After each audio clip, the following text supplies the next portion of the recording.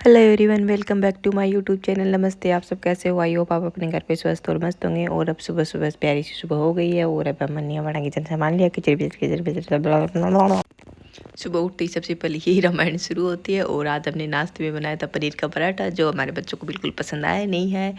और छोटे वाले को तो कोई भी पराठा दे दो सब अच्छे लगते हैं, लेकिन मेरे अक्षित को पसंद आया नहीं। एक बार मैंने पहले भी ट्राई किया था पनीर का पराठा, जो उसने नहीं खाया था, लेकिन आज मैंने दोबारा ट्राई किया तो सब खा लेते हैं, लेकिन अक्षित को पसंद आता नहीं है। तो एक पराठा इसने सिर्फ घर पे खाया और स्कूल के लिए फिर मैंने इसको प्लेन पराठा बना के दिया। और आज मेरा छुटकू बहुत जल्दी उठ गया तो सबसे पहले नाश्ता छुटकू को डाला गया। छुटकू को पराठे की खुशबू बर्दाश्त नहीं होती। छुटकू को पराठा बन गया तो सबसे पहले बस मेरे को डाल दूँ, मैं नींद में हूँ, जगह हूँ, जैसे भी हूँ, मेरे को चाहिए पराठा।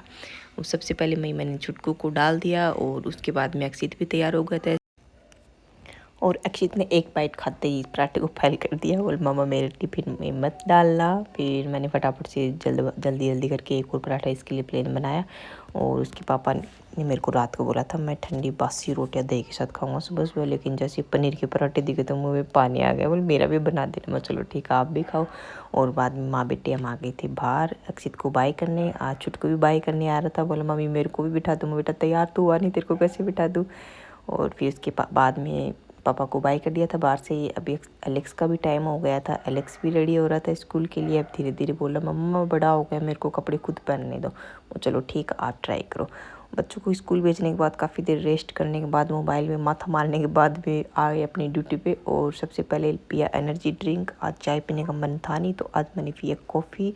और कॉफ़ी पीने के बाद में मेरे कपड़े इतने सारे हो रखे थे ना, मेरे स्टैंड देख के और भी कपड़े धोने थे। तो मैंने सबसे पहले देखा पहले ये वाले कपड़े फोल्ड करके रख देती हूँ, नहीं तो फिर अभी और धुल जाएंगे, फिर वो स्टैंड पे आ जाएंगे। तो पहले उनको बाद में सुखाऊंगी, पहले ये वाले फोल्ड करके अलमारी में रखने, नहीं तो फिर पलंग के ऊपर सिर्फ कपड़े ही कपड़े दिखेंगे चारों तरफ।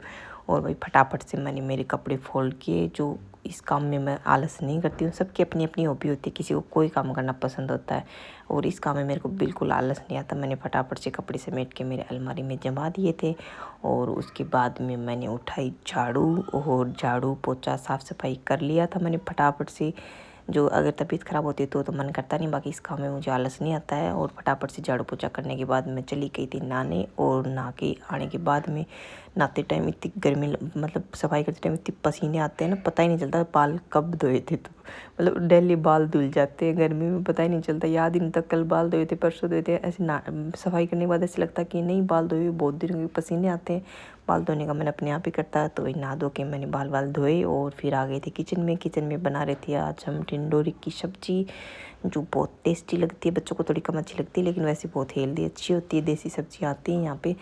तो मैंने सब्जी बना दी थी टिंडोरी की। और इसको बनाने में मेरे को बिल्कुल टाइम नहीं लगता। कुकर में मैंने सीटी लगवा दी थी, जो बहुत टेस्टी बनती है कुकर में भी, लेकिन इसको काटने में बहुत टाइम लगता है। छोटी इतना टाइम लगता है ना।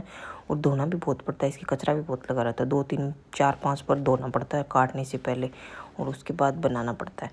तो सब्जी वब्जी बनू के फिर मैं निकली थी बाहर आटा लगा के, क्योंकि मेरे बेटे का टाइम हो गया था। रोटियाँ बनाऊँगी आके। और ये भाई पूरी गाड़ी में बैठे बैठे गाने गाता है। तब भाई जी बैठ के आती साथ में बोलती पता नहीं आपका बेटा क्या गाता, मुझे तो समझ में नहीं आता। वो आपकी समझ में नहीं आएगा, ये हमारी भाषा में गाने गाता है भैया। आजकल पता नहीं कैसे कैसे गाने गाते रहता, घर पे भी बाहर भी, सब मतलब शांति से नहीं बैठता। और फुल स्पीड से अपने गाना गाता आता और इतनी एनर्जी लेके आता है स्कूल में, जैसे तो स्कूल में सो के उठ के आया है ये घर पे। और आते हुए इसको फ्रेश किया, मुंह हाथ धुलाया, इसको कपड़े चेंज करवाए और ये बैठ गया था अपनी फेवरेट चैनल देखने माशा। और इतने में आ गए थे इसके पापा जी भी। पापा आ गए थे, पापा ने शूज वूज निकाले। हमें पहले पता चल जाता बाइक की आवाज़ से कि आ गए हैं, तो हम पहले गेट खोल देते हैं टाइम से। और आजकल भाई पानी की बोतल देना ज़रूरी हो रखी है, क्योंकि गर्मी इतनी बढ़ गई है, बोतल खाली हो जाती है। और उसके बाद हम आ गए थे हमारी रोटियां सेकने के लिए, क्योंकि अब सब लोग आ चुके हैं। मेरा बेटा बड़ा आएगा तब तक मैं रोटी बना लेती हूँ, क्योंकि वो थोड़ा लेट हो जाता आने में। और तब तक वो आएगा तब तक पूरा खाना रेडी हो जाएगा, तब खाना लगा के फिर बस आते ही उसको खिलाना पड़ेगा। और इसका आते ही मन करता मम्मी मेरे आते ही खाना क्यों, अब मुझे कितना लेट करे। तो बेटा खाने का टाइम हो रखा, वैसे ही लेट हो रखी तेरे लिए। तो भी फटाफट से हमने खाना लगाया, टिंडोरी की सब्ज़ी और रोटी दही सलाद। और खाना खाते टाइम ही मेरा बेटा शांति से नहीं बैठ सकता। और शाम को लेके आ गए थे जूस करने का। और बाद में करवा रहे थे बच्चों को होमवर्क। और शाम को खाने का किसी का मन था नहीं बिल्कुल भी। और बाद में हम बैठ गए थे होमवर्क करवाने। और इसकी नोटबुक देख के मेरे को लग रहा था बेटा स्कूल में मैम ने किया था होमवर्क या आपने किया था, क्योंकि घर पे ही इतना सुंदर सुंदर लिख रहा था मेरे सामने और स्कूल में इतने बड़े बड़े ऐसे लग रहे थे जैसे तो मैम ने लिखे हैं इसके। मैं से पूछ रही थी बेटा मैम ने किया था या आपने किया था? मम्मी मैंने ही किया था स्कूल में, तेरी नोटबुक देख के मुझे लग नहीं रहा आपने किया था। और आज उसके बाद बच्चों को थोड़ा खाना खिलाया और बच्चे अभी पढ़ाई कर रहे थे फिर बाद में। और ये था आज का हमारा दिन। आपको कैसा लगा? मिलते हैं कल न्यू वीडियो में। कल का दिन कैसा होता है देखते हैं। और इधर भाई बेटे होमवर्क करके कंप्लीट हो गए थे, वेट कर रहे थे मम्मी टीवी चला दो, हम टीवी देखेंगे कल। तब तक